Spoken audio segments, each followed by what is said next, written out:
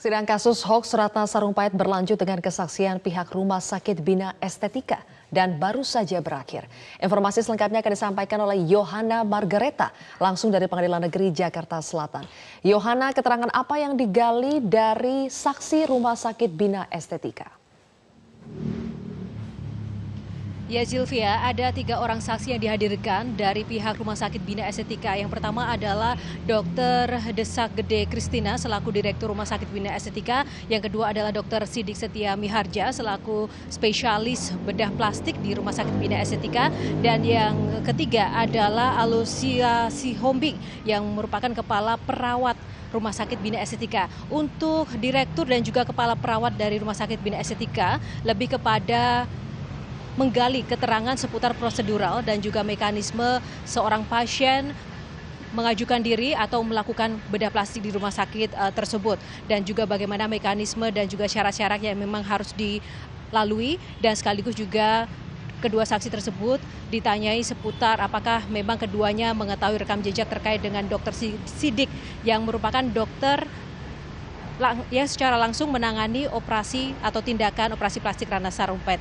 Dan dari Dr. Desak dan juga Dr. Alusia sendiri mengatakan secara normatif terkait susunan dari atau syarat-syarat tersebut secara runtut tadi di persidangan memang atas pengetahuan mereka jika ada seorang pasien yang memang akan melakukan operasi plastik, namun sepenuhnya untuk tindakan dan mekanisme memang juga diserahkan secara langsung kepada dokter terkait.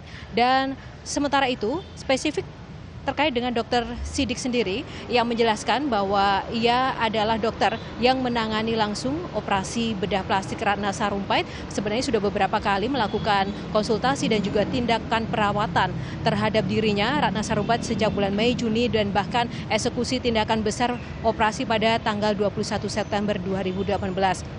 Ia membenarkan yang bersangkutan memang ingin terlihat lebih cantik. Dan ia juga membenarkan bahwa tanggal 20 September yang bersangkutan melakukan konsultasi terhadap dirinya, dan tanggal 21 sampai dengan 24 September 2018 Ratna Sarumpait menginap untuk melakukan tindakan operasi plastik di Rumah Sakit Bina Estetika.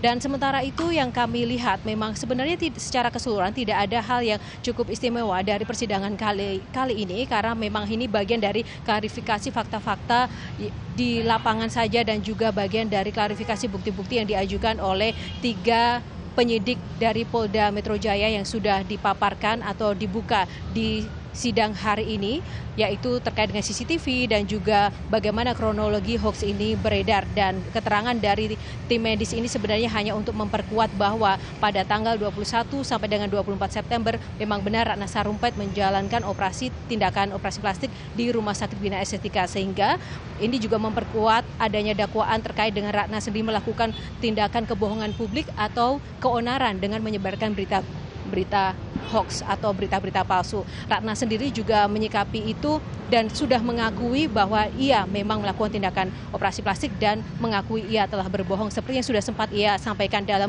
beberapa kesempatan sebelumnya, Sylvia. Yohana, lalu apa tanggapan atau keterangannya disampaikan oleh Ratna Sarumpait usai persidangan? Ya Zilvia, dalam persidangan sampai dengan usai persidangan ada satu hal yang memang konsisten Ratna Sarumpait sampaikan, bahwa ia membenarkan dan mengakui dirinya melakukan tindakan operasi plastik. Namun ia tidak setuju jika ia dituduh melakukan pelanggaran hukum terkait dengan Undang-Undang ITE itu sendiri.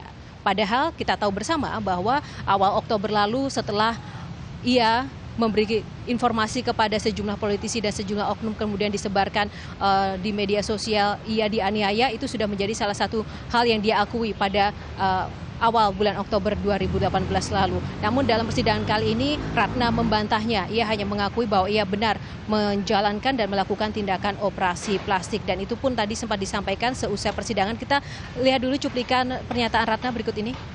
Sebenarnya saya kan udah minta maaf soal ini.